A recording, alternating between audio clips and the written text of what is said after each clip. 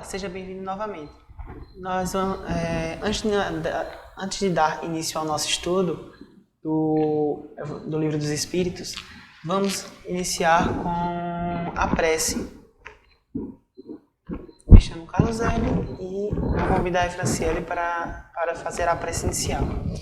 Eu convido vocês a fecharem os olhos, elevarem os seus pensamentos a Deus, a Jesus, a Maria Santíssima. Ave Maria, cheia de graça, o Senhor é convosco. Bendita sois vós entre as mulheres, bendito é o fruto do vosso ventre, Jesus. Santa Maria, Mãe de Jesus, rogai por nós endividados, agora e na hora do nosso desencarne, que assim seja. Assim seja. E agora vamos dar início ao exórdio do Nosso estudo. Capítulo 1. Não vi destruir a lei. Instruções dos Espíritos. A Era Nova. Deus é único e Moisés, o Espírito que Deus enviou em missão para fazer conhecer não somente os hebreus, mas ainda os povos pagãos. Sabemos que os 10 mandamentos foram impostos por Moisés, certo? E que os 10 mandamentos eram apropriados ao estado de adiantamento daquele povo. Então, estes eram considerados semi-selvagens em relação ao seu aperfeiçoamento espiritual. Dessa forma, eles não compreendiam a adoração de um Deus sem sacrifícios. Ou que pudessem, por exemplo, perdoar um inimigo. Então, eles jamais se submeteriam, naquela época, a uma religião inteiramente espiritual, que não houvessem sacrifícios, como eu falei anteriormente. Eles necessitavam de uma religião semimaterial, que era a lei de Moisés dos 10 mandamentos era imposto a eles, que era a mesma coisa que ocorria na religião hebraica. Então, o que é que a gente entende? Não teria como o Cristo, naquela época, mostrar uma lei de amor, de caridade, porque não era da compreensão daqueles espíritos naquela época. Eu vou seguir aqui com a leitura do Evangelho. O Cristo foi o iniciador da mais pura moral, a mais sublime, a moral evangélica, cristã, que deve renovar o mundo, aproximar os homens e torná-los fraternos, que deve fazer jorrar de todos os corações humanos a caridade e o amor do próximo, e criar entre todos os homens uma solidariedade comum. Diferente mas não contra, ao método utilizado por Moisés, o Cristo, como a Franciele citou, veio pregar a lei de amor de caridade, e da verdadeira caridade.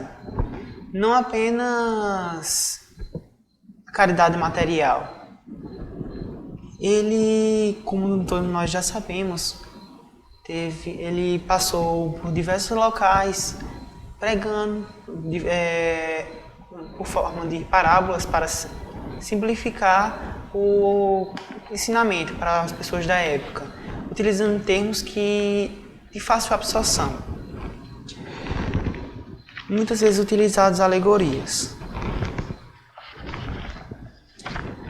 São chegados os tempos em que as ideias morais devem se desenvolver para cumprir os progressos que estão no desígnio de Deus. Lembrando que o termo moral não é só apenas a forma de agir, mas também a forma de pensar.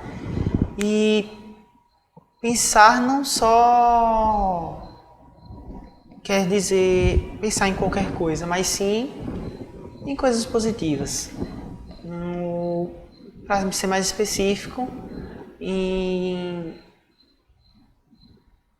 congelei aqui. Posso dizer.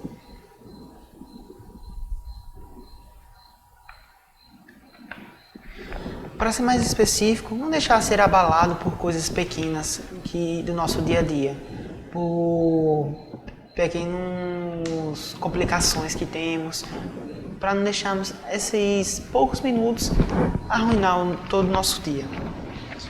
Só para finalizar, como fala aqui no finalzinho, Foi Moisés quem abriu o caminho, Jesus continuou a obra, o Espiritismo a concluirá. Então a gente encerra a leitura do Evangelho segundo o Espiritismo e agora vocês vão ficar com o estudo do Livro dos Espíritos. Vamos a mais um estudo do Livro dos Espíritos, com as perguntas dessa vez 8, 9 e 10. Então, eu sou Riane, este é Tovar, vamos dar continuidade. Na pergunta de número 8, temos aqui: que pensar da opinião que atribui a formação primeira a uma combinação fortuita da matéria, isto é, ao acaso? Resposta dos Espíritos: outro absurdo, que homem de bom senso pode olhar o acaso como um ser inteligente? Aliás, que é o acaso? Nada. Pois bem, lançando o olhar em torno de si sobre as obras da natureza, notando a providência, a sabedoria, a harmonia que presidem a essas obras, reconhece o observador não haver nenhuma que não ultrapasse os limites da mais extraordinária inteligência humana. Pensemos, desde que o homem não as pode produzir, é que elas são produto de uma inteligência superior à humanidade, a menos que se sustente que há efeitos sem causa. Dr. Ricardo nos lembra que a criação da Terra é um desses exemplos, não é? Nós não podemos conceber que a vida na Terra ela tenha acontecido por acaso. É bem verdade que nós temos o governador planetário, Jesus, o qual foi responsável pela criação, vamos dizer assim, da vida no nosso planeta. Mas nós precisamos compreender que, para que essa vida fosse possível como é hoje, nós precisamos que micro-organismos pudessem agir naquele ferro que estava sobreposto nos oceanos, gerando oxigênio, criando uma atmosfera. Assim vieram os primeiros seres celulares. Aqueles seres deram origem a outros seres e as vidas saiu da vida unicelular para a vida pluricelular e nós fomos ficando mais complexos. Aqueles seres que inicialmente saíram dos oceanos, o Conte a Pangeia começou a se separar e eles precisavam se locomover. Então vieram os ovíparos, não é? Porque a água estava dentro do ovo, então tudo que era necessário para a sobrevivência ou para eclodir aquela vida estava depositado naquele ovo e sem aquilo a vida naquele início não seria possível e nós viemos evoluindo até hoje. Temos as estações do ano que só são possíveis porque nós temos o satélite natural, a Lua, que diminuiu a rotação da nossa Terra, fez com que nós tivéssemos dias e noites. Esse choque que nós tivemos com esse asteroide que inclinou o eixo da nossa Terra e fez com que nós tivéssemos as estações do ano. Então, será que todas essas coisas elas foram concebidas simplesmente por acaso? Será que não há uma ordem por detrás disso? A outra questão que o Dr. Ricardo pede para que nós possamos atentar é que vamos fazer uma viagem à Lua. Então precisamos de meses de cálculos, precisamos do auxílio dos computadores para que possam fazer esses cálculos, como vamos lançar esse foguete, que órbita ele vai estar, qual a velocidade que deve atingir. Imaginamos Deus utilizando computadores para decidir o que ele vai fazer. Quando olhamos para o universo, que observamos a quantidade de planetas que existem, imagine os computadores que seriam necessários para calcular esses astros que se movimentam em elipse e não colidem uns com os outros.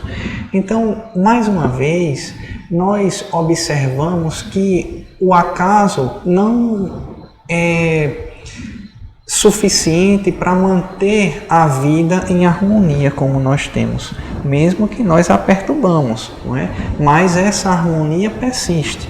Esse protoplasma, esse fluido cósmico universal resiste mesmo diante de nossa perturbação.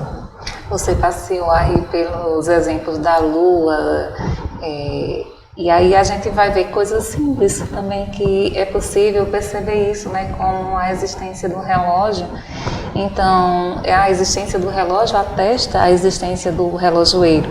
A engenhosidade do mecanismo atesta a inteligência e o saber. Quando um relógio indica a hora que você deseja saber, quem se lembrará de dizer, está aí um relógio inteligente? Não é? O mesmo ocorre com o mecanismo no universo. Deus não se mostra, mas ele se revela pelas suas obras. Dentro do relógio, só é possível que o relógio funcione porque tem a liga de metal, tem um estabilizador de ressonância que é vulgarmente conhecido como cristal, que sem ele o relógio perdia-se no tempo, ele não conseguiria dar o ciclo de hora que se dá. Então, até mesmo com toda a inteligência do relojoeiro, ali na obra-prima, na base, está a inteligência divina. Verdade. Na pergunta de número 9, Kardec diz: onde se vê na causa primária uma inteligência suprema e superior a todas as inteligências? Resposta: tendes um provérbio que diz isto: pela obra se reconhece o artífice. Pois bem, olhai a obra e procurai o artífice. É o orgulho que engendra da incredulidade. O homem orgulhoso não vê nada acima dele, e é por isso que ele chama de espírito forte. Pobre ser que um sopro de Deus pode abater. A existência de Deus é uma realidade comprovada não só pela revelação, mas também pela evidência material dos fatos. Vejam os povos selvagens, nenhuma revelação tiveram, mas creem instintivamente na existência de um poder sobre-humano. Eles veem coisas que estão acima das possibilidades e deduzem que essas coisas provêm de um ente superior à humanidade. Não demonstra raciocinar com mais lógica do que os povos que acham que tudo é obra do acaso? Fazendo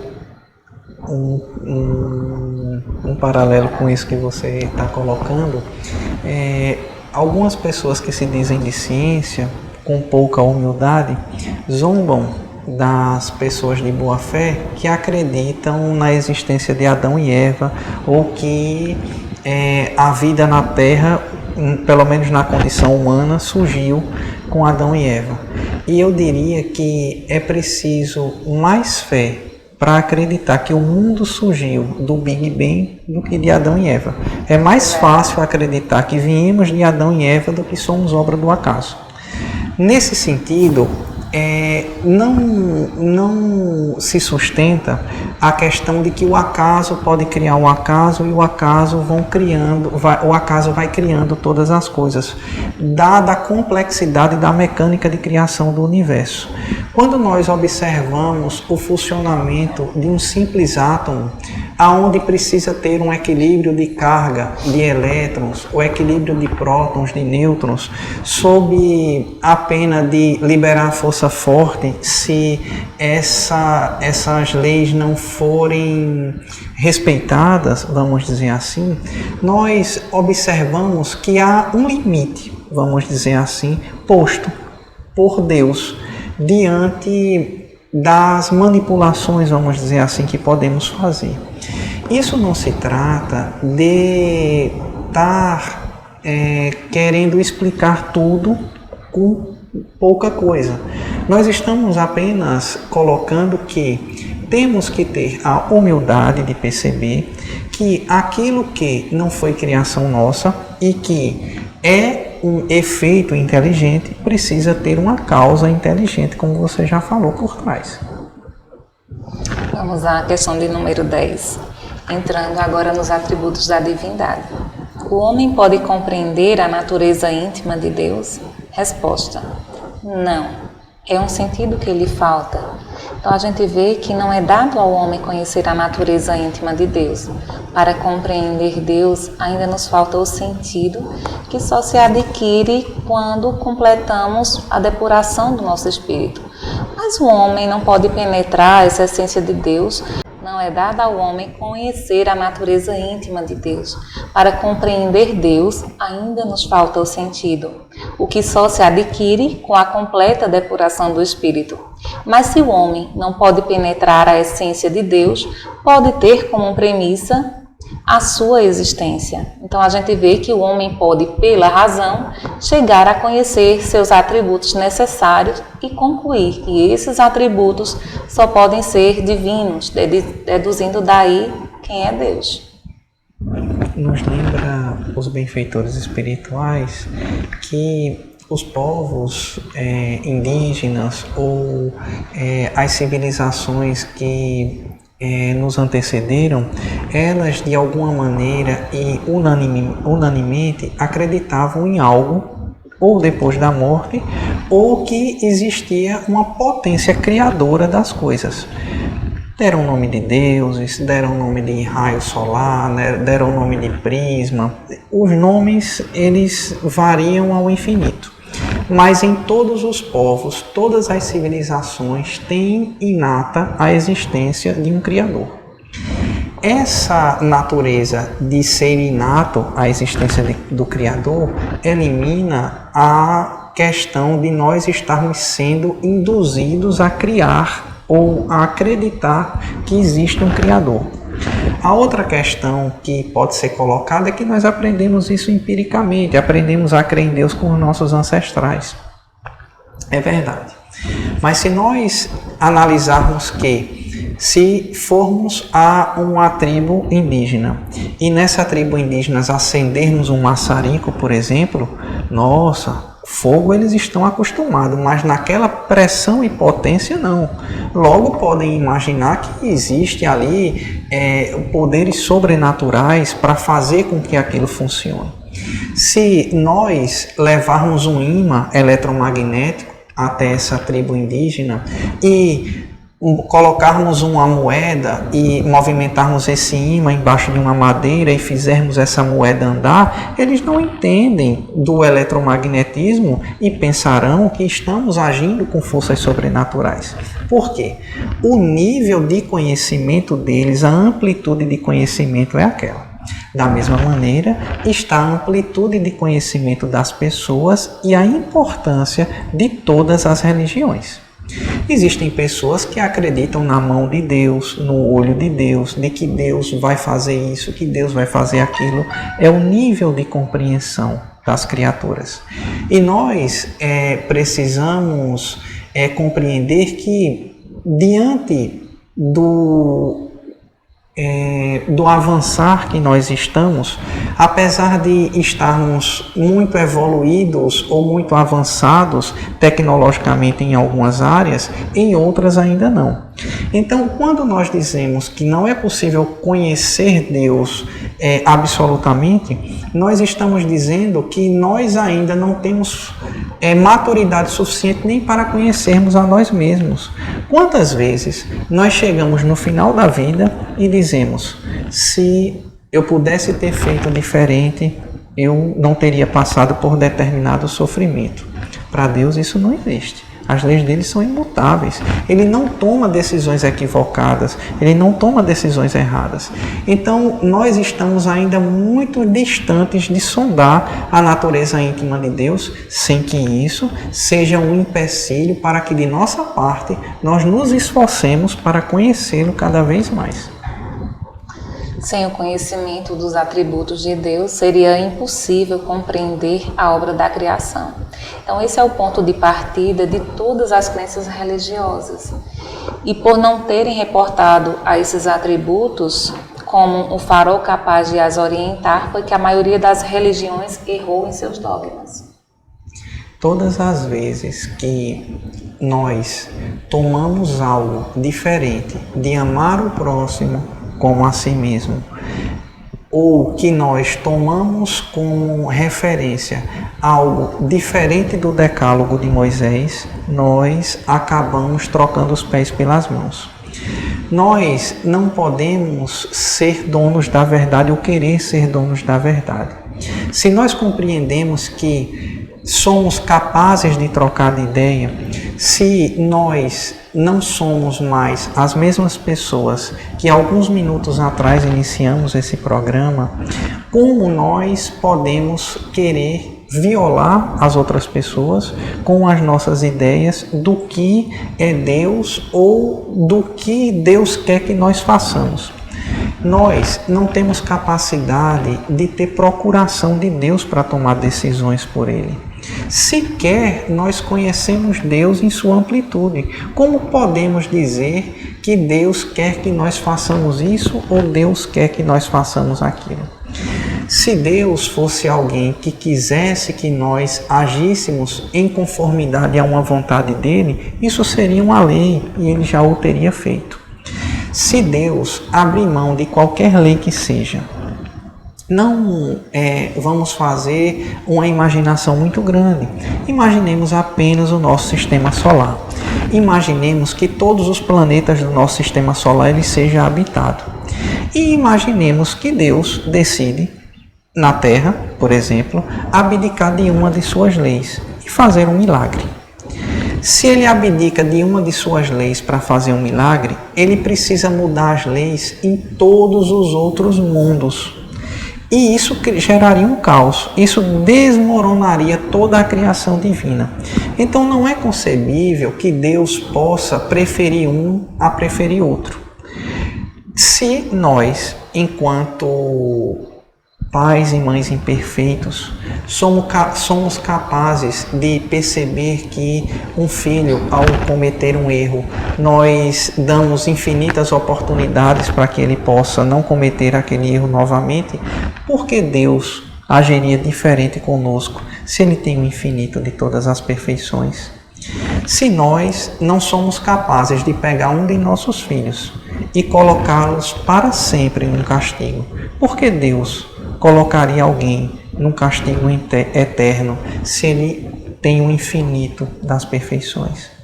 Então, são questões que, à medida que nós vamos conhecendo Deus, nós vamos observando que não é possível a existência do inferno, que não é possível a existência de um ser essencialmente mau como Lucifer, diabo, seja o nome que queiram dar.